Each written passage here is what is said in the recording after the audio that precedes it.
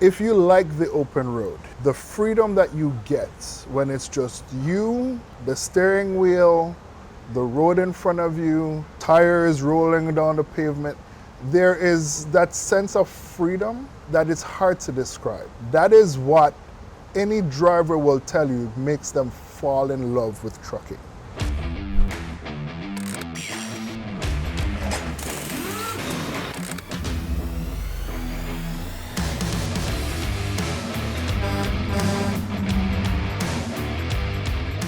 Hey guys, welcome back. My name is Steve and today I have Donahue with me. We're going to talk about becoming an owner-operator. My friend here decided to jump 2 feet right into the deep end of the pool and we're going to talk a little bit about that.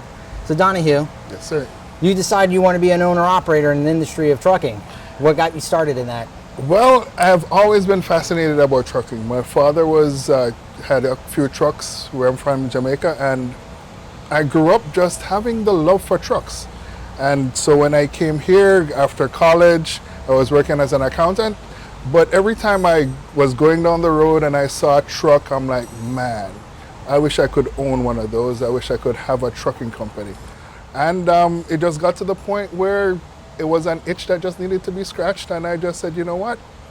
Let's do it and let's start a company and get it done. Because part of my plan was to create a trucking company. So I said, all right, what's the best way to do this? So start off with one truck and see if we can grow from there. And I said the experience that I didn't have, I would hire. So that was my mentality, and that's how I started. Now you said you didn't have that much experience. Did you get your license and start with a company, or did you just get your license or just buy a truck and put a driver in it? What was your mind thought of going through this? Okay, so I ended up getting my license before I bought my truck. But I got my license not to drive a truck, but to be able to move around if something happened to a driver. My thought was always to hire drivers. I knew enough to know that I didn't know exactly what I was doing. And driving here is very different than driving just about anywhere else in the world.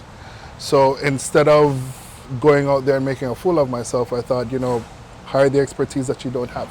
All right, and then when it came to looking for a truck, you're on your own. How did you go about finding a truck that was going to be good for you, for what you're trying to do? Certain kind of freight is out there. You're going to be moving furniture, dry, reefer, heavy loads, those kind of things. How did you decide which lane you wanted to go in, and who helped you decide for the vehicle and which lane to go in? When it came on to choosing the vehicle and the equipment, I knew enough about mechanics to know how to choose a truck. When it came on to pulling the type of freight that I wanted, I more leaned towards the type of advice that I could get from people who are already in the industry. So around me, there were a lot of people running reefers. So I decided, you know what, let's go into reefer, because that is where I would have, the most people to help me. I would have the largest knowledge base. Not everyone, I wanted to be in the platform business, but I knew no one in that business. So I said, you know what, let's start off with, where you can get the most help, and that's exactly what I did. All right, so you just got your license, you got a vehicle. Mm-hmm. I'm assuming that you didn't drive the vehicle right away. You had to find a driver? That is correct. How did you go about finding a driver? Oh, back then, I just started asking all my friends, everyone that I knew who was in the trucking business, and I'm like, hey, I need a driver. And before you know it, I had a driver, like someone who was gung-ho and ready to go. Also, I knew that I couldn't drive because, your license being that young, insurance companies won't take you. No insurance company was going to insure me to drive my own truck. And why is that? How long did you have to wait for you to drive your own truck? Was it a year, 2 years? Back then you had to wait 1 year before some companies would take you, 2 years before anyone would take you. All right. And then once you found this, the driver, family member or friend, how did it work out for you? Because I've heard stories, I've been doing this for 22 years as a mechanic. Mm-hmm. I've heard that if you find the great driver, he's going to take great care of your equipment. Then you find the bad ones that, it's not their vehicle, so they're not going to take as good care of it as like you would. So how did you know that you're finding the right driver to take care of your equipment over the road? This was a thing you didn't know. I mean, no one ever tells you that even though someone has 30, 40 years experience, they can be a bad driver. I found one guy, you know, he had like 40 years experience, an older guy. Said, you know what, this guy's perfect. He's going to teach me everything that I don't know about this business. He lasted 2 weeks. Oh, wow. And what happened? What happened within those 2 weeks? He just decided he didn't want to work for me anymore, which is what happens. When a driver leaves you, you can go crazy trying to figure out all the reasons why they do. It is pointless to do it. Just know that you're going to lose drivers. You're going to lose employees. It's just part of working in the trucking business. Drivers leave you for any reason. They don't like the truck that they're driving. They don't like the places you're sending them. They don't like the freight that they're hauling. They don't like the fact, one of my biggest problems was my age.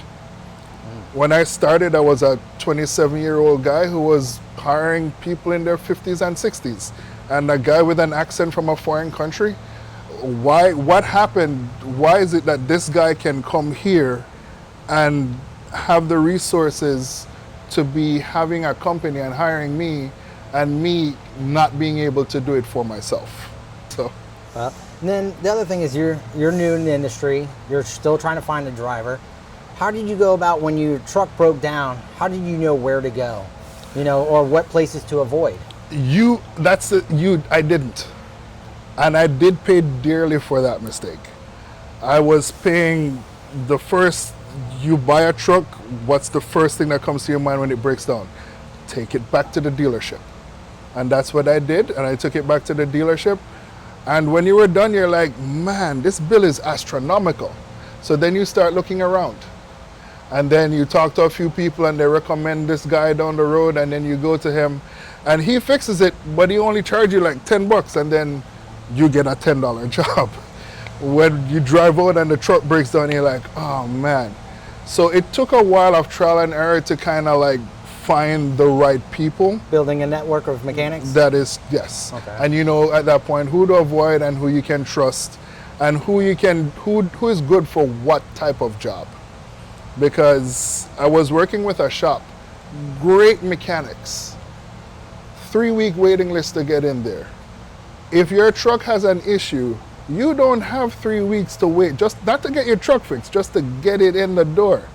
So you learn very quickly, all right, if I need a brake job, don't necessarily take it to him.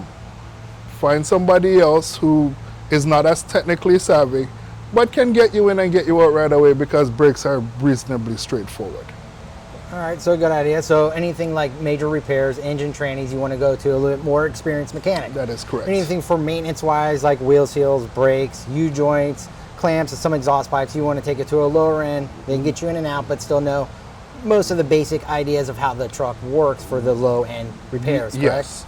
And if you have, you know, basic knowledge of how the truck should feel, what a good job should look like, then you'll be able to see the job and decide, okay, this is a good job, this is not a good job. No, you need to go back and fix this because that's not the way it's supposed to look. And a lot of times, I've learned how to diagnose vehicles very efficiently because of that. Because especially when you're on the road, just assume that the mechanics have no idea what they're doing. If you start off from that standpoint, the only thing that could happen is that you get pleasantly surprised. And it's very rarely that I've ever met a mechanic on the road that actually knew what they were doing. All right, so it sounded like you stayed very proactive, making sure what was going on with the truck, learn a little bit more about your truck as you kept on owning it. Yes. So as it sounds like you're more of an investor, you have a driver, right? Yes. I'm assuming in the beginning, yes.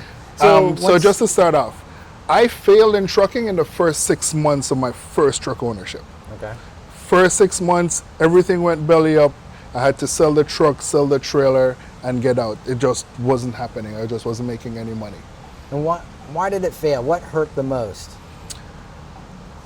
The thing is, I didn't know what I was doing in terms of choosing freight. Okay. And sometimes later on you find out, not because you're getting good money going to a particular place, means that it's a good load. I remember I was hauling ice cream from out of here. You know, it didn't pay too badly, but the fine print is that the broker didn't tell me is that the delivery date was 5 days. You're delivering, it's a day's drive. It was 600 miles up the road that I was going. You can do that in one day. So I had to sit with my ice cream running in the back of my reefer at -5 degrees for almost a week before I could get it off the truck. In that time, I'm not making any money, the driver isn't making any money, and I'm losing a whole ton of money because back then I think it was coming closer to summer, so it was warm, I was burning reefer fuel, the driver was idling the truck, so it was costing me and I wasn't making any money. So what would you have done differently from that mistake to now? Oh, I would have, hindsight is always 2020. When you trust the wrong people, things can always go wrong. I would have done more research. That is the bottom line to everything. People don't realize when you come into the trucking business, it is an actual business.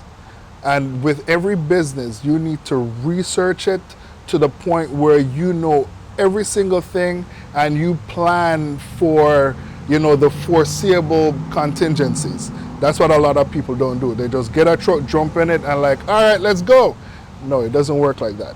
And this is something that comes, even if you used to drive for someone before, there is a very big difference between driving a truck and owning a truck.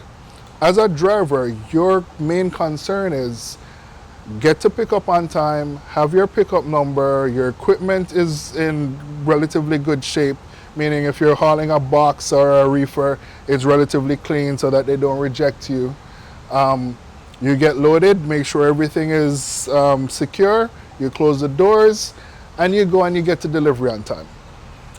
As an owner, it's a bit different because now, in addition to all of that, you have to say, okay, how much am I doing this for?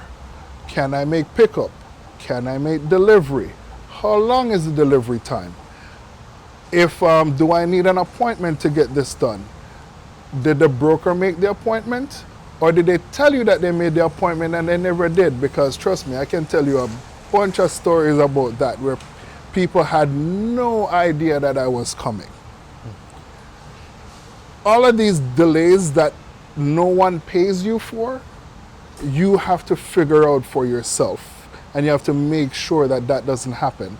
You have to make sure that you're running for, because the common wisdom, a lot of common advice is that, okay, you get a good load going in one direction, you can take something cheap coming back in the other direction. Well, the tire guy doesn't care whether you're hauling the cheap load or the expensive load. He just knows if you blow a tire, he needs his money. And that happened a whole bunch of times where you're forced to take a cheap load to get out of an area, and for some reason bad things always happen on the cheap loads, and it's more aggravating when it does. You blow tires because those loads are usually heavier or something like that, and it's just, you have to make sure that you keep on top of the business side so that you have enough of a reserve, that when these things happen, you have the money to cover it. Weekends, especially on a Sunday, is when trucks like to break down. Don't ask me why. That's when after 5, when all the roadside rates go up, that's when a lot of trucks like to break down, especially tire issues. Sundays, always something a little simple, but complicated enough where the driver can't fix it on his own and you need to call someone and you're dealing with weekend rates. It always happens, and I can tell you stories. A driver of mine blew an airline in Arizona on a Sunday afternoon. I mean, what are you gonna do? He doesn't have the tools in his truck to fix it. You gotta call road service. These guys are charging $500 just to show up. Oh, yeah. This is not hourly, that's just to show up. To fix one airline, it was about this bigger piece that they took out of it, of a 1/4 inch plastic line. It cost me nearly $1,000 just to get that done. Yeah, I believe it. Trust me, I've seen it myself personally. So when you said trying to find do your research on broker and freight, what would you recommend to someone that's trying to get into the industry? How would you go about researching about a broker or getting the right load to go to and from? Okay, so there are a few tracks that when you're going into the trucking business. You have to decide if you're going to have your own authority or you're going to lease on to someone. If you're going to go down the road of getting your own authority, then you really need to start talking out, doing real research and calling brokers and like, all right, what's the availability of freight in my area? And even though there's freight available in my area, first of all, will my insurance cover your freight? Are you allowed to load anyone with a MC that's under a year old? Because these are the things that no one ever tells you. I've lost many loads, not because the freight wasn't available, my company was too new. So no one wanted to put the load on my, and these weren't even expensive loads. It was like some cheap loads just to get you out of an area. But they're not allowed to give you that load just because the MC is that new. Sometimes they have their dedicated people. So yes, you're in this area, there are 50 loads that come out of here every day. You're looking at it like, great, these loads pay a ton, I'll get in on it. No. All of those loads are already spoken for. No one is going to give you any of those loads. So I have a question. So you just said, having your own authority or leasing on. Yes. So what do you think are the pros and cons of leasing onto a company compared to just getting your own authority?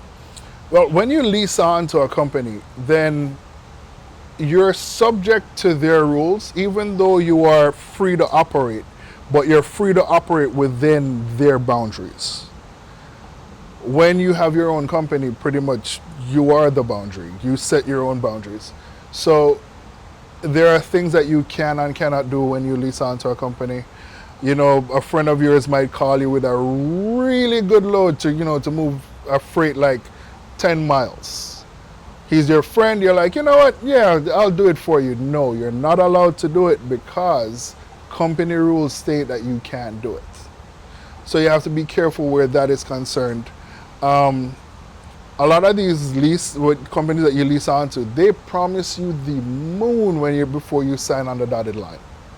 And when you get in there, that's when you realize, oh, okay, all those loads that they were telling you about all those great paying loads are only available to the drivers who have been in the company for 5-6 years who are paying their dues. The loads that's available to you are the loads that no one else wants. So for the first few years, you're not making any money. And you gotta be really careful because that's when you just bought a truck. You don't know how that truck was maintained. You don't know the problems that truck is gonna give. And you better pray to God that nothing goes wrong until you start getting some of that high paying load because you have zero reserves. And those are the issues that no one ever tells you about. There are other companies who operate differently, who pretty much you will be able to make money right out the gate. Those companies are usually very hard to get into, and they have very strict rules. It's hard to get in and very easy to get out. So you have to make sure when you're in one of those companies, you are perfect. All right, now you were saying that you didn't have enough reserves for repairs. If someone was going to buy a truck or start up a company, what would you suggest that would be a great amount of money to have in the bank in case you have breakdowns or any issues on the road? What would be a good number to have in that bank when you have a breakdown? Okay, after you've bought the truck, having a minimum of $10,000 in the bank is a good number. $10,000 is going to get you, well, $10,000 back then. Yeah. Mark it up by inflation and all the crazy prices now because of part shortages, and you're probably like $15,000, $20,000 you need backing you. And this is where if you lease onto a company will kind of alleviate some of this, because a lot of companies will assist you in repairs if you're working for them, you have like 90% on time and so on. I got a question on that. When you just said that the company will help you, do they just pay it, or do you have to like pay it back, or does a little bit go in a maintenance fund? Well, how that works? you can structure it. That's one of the things when you become an owner operator, you have your own business. You can start creating a maintenance fund. Some of these companies require you to have a maintenance fund, but when you exhaust that maintenance fund, anything that's left over, they'll lend you the money to fix it. Which, if you're making money, that's not a problem, because the company knows, okay, I will get my money back. But when you're with some of these bad companies, they won't pay for anything, and they don't care. All right. Now, I know that you said that you got your own truck, and I also heard that you also owned your own trailer. Well, I didn't own my own trailer. Well, yes, in the beginning I owned my own trailer. You own your own trailer. So yes. How did you go about finding the trailer that you're looking for? How did you go about purchasing the trailer? Did you inspect it? How did you go about making sure that was the right trailer for you? Well, research. Back then I was looking for trailers. It was because trailers are expensive. Well, the reefer trailers are expensive. And you're just starting out. You don't really have a lot of money. I was indebted up to my eyeballs. So I was going in, I borrowed the money from credit cards pretty much to buy the trailer. But I think I looked in like the classified ads and saw someone locally who was selling a trailer. It was a relatively new trailer. It was like a 5-year-old trailer, but he had a reefer on it which was like 20 years old. So I decided, you know what? The trailer is good. I've heard that this guy takes care of his equipment, so I was reasonably certain that the motor was good in the reefer, and I decided to take a chance on it. I went and I looked and I inspected it. Dry as a chip, no oil on the motor. It ran great, no noise, no nothing, and it turned out that reefer did not give me not even one problem. That's good. So now that you got a truck, you have a trailer, you're having some stumbles and falls. You said that you're out of the trucking, you lost on it. If you had to go back, what would you do differently? To start, more research, a lot more research, because back then you're having conversations with people who are in the industry, and every driver will tell you their big fish story. They will tell you about that one load that they have that paid them so much money, and like, yeah, it's a really good business, get into it. What they don't tell you is that in the 20 years of them driving, they've only done that once. All the other times, they are struggling. And I mean, now looking back, trucking is a feast and famine business. When you're making money, you're really making money. But when you get to the lean times, you better have reserves, because there is nothing coming. And for the new people that's starting in the industry, the ones that want to do what you've done, jump into the pool in the deep end, or the one that's been doing it for 2-3 years and they want to start out, what would be your best advice to give to them? Okay, all right. From a business perspective, you have to first thing, you have to get yourself into the business owner mindset. One of the biggest things that a lot of people don't do, they don't tell you, is before you make a decision one way or the other, you have to figure out what is your break-even cost. How much does this truck cost me per mile to run? Every time I turn that key on, there's a cost associated with it. For every mile that this wheel turns, there's a cost associated with it. You have to figure out what that cost is. If you know what that cost is, you will pretty much know how much you need to run anything at all. And what would you say about when you're an investor and you're looking for a driver? What suggestions would you offer to them if they're looking for a driver to put in their truck? Go to church and pray. That's about the only way. There is absolutely no telling what necessarily you're going to get, because I've gotten drivers with impeccable service records, who are some of the worst people to deal with. So I got a question. Even though that, I guess not a question, just from my experience of me doing this for 20 some odd years, as an owner, when you put more, I guess, checklist or checking over the driver that's taking over your truck, like, you know, the assets on the road, you don't know where it's at. Obviously, you can't keep your eyes on it 24/7 because you have to trust the driver that you put behind the wheel. But it doesn't mean that you can't stop them from, you know, now in these days we have smartphones. Hey, I need a picture of it. You know, I need you to fill out a checklist. If you would have done something like that, you think you may have caught some of the breakdown issues before they got bigger? Oh, most definitely. Maintenance that's what makes or breaks you in any given year. If you don't maintain your equipment, then expect to lose a lot of money. A lot of money. So you got to trust the guy behind the wheel. You have to trust, but in addition to trusting the guy behind the wheel, in essence, don't trust them. Because I have found this out myself. I've had drivers that I consider to be good drivers, but whenever the trucks came in, as a habit, I went there and I drove the truck myself. I've put trucks into the shop that the driver doesn't even know that the truck is in the shop. If you can't catch problems yourself, drivers will not tell you that there's an issue until the truck has stopped on the side of the road. Just be able to identify some problems, and especially with the truck that you're planning to get, be able to identify some common problems with that truck. Because I can tell you, you have a shop. You're a local. You're my shop. Me coming here, I have a relationship with you. I trust you. You come here, you do a good job. I say, all right, I come in here, my wheel seals are bad, you change the wheel seals. And you probably will, if you're a good man, you'll point out all the other problems that you find. But you won't see everything. The driver who is out there on the road, if he doesn't say, hey, you know, I have this, and this problem, and you can make a determination, all right, can I bring him home and can he make it? Then yes, I can get that done much cheaper in your shop than when the truck stops on the side of the road and I'm going to have to be calling a tow truck and having to be dealing with guys whose rent need to be paid, and they're looking at you like, you know what, my meal ticket just came in. Because honestly, that is what happens.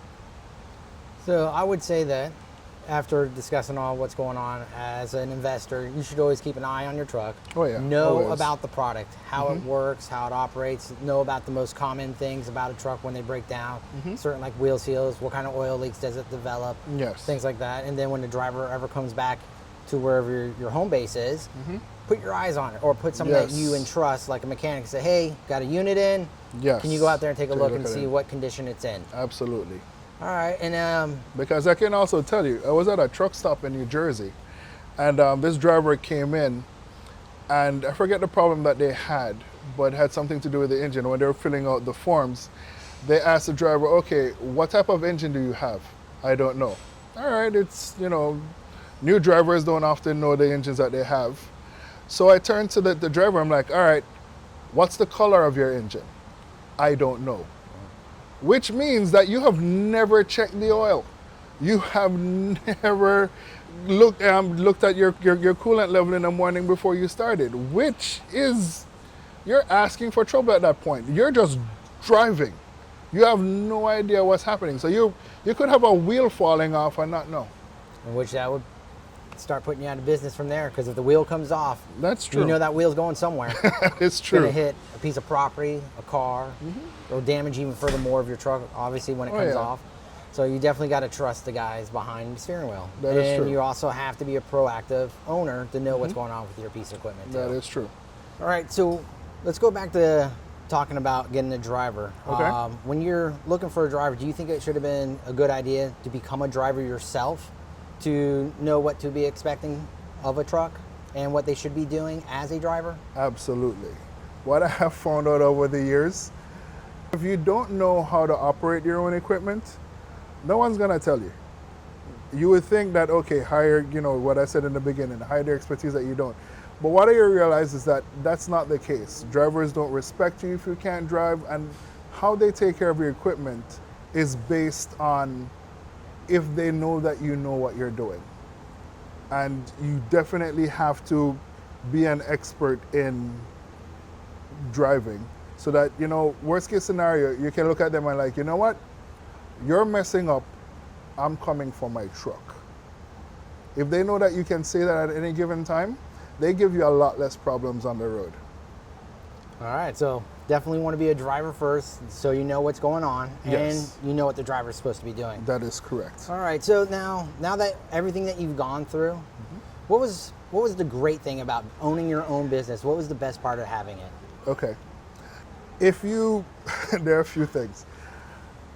If you like the open road, the freedom that you get when it's just you, the steering wheel, the road in front of you, tires rolling down the pavement, there is that sense of freedom that is hard to describe.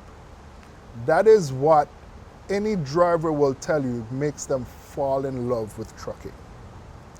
The sense of freedom, and not only that type of freedom, but the ability to work when you want, not work when you want.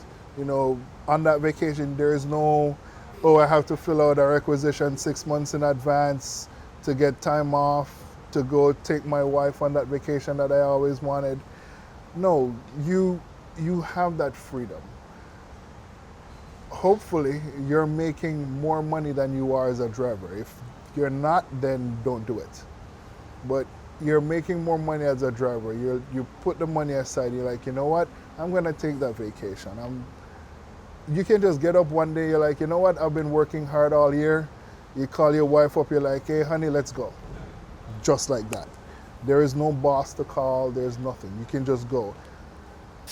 It also gives you, the majority of people who are in trucking who are becoming owner operators aren't necessarily your master's graduates who are looking at prospects of going into banking and making hundreds of thousands of dollars.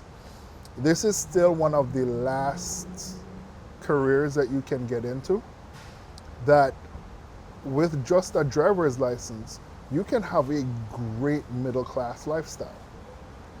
It is not something that a lot of other people can say. I mean, if you're stocking shelves at say you're a high school graduate, you're stocking shelves at your local supermarket, you can't say that you made over $100,000 a year. That's just not something you're gonna say. But you have your driver's license, and a lot of people are gonna tell you routinely, I've made over $100,000 this year. I mean, market's gross, but still, the sense of accomplishment. You know what? I did something of my own volition that made me this much money. There's a sense of pride that you get with that you'll never get doing anything else or working for anyone else. Knowing that you're building your own empire is something that you'll never get anywhere else. Thanks again for joining us, Donahue. This is great information for especially new customers that are trying to become an owner operator. Thank you for your time. All right, anytime.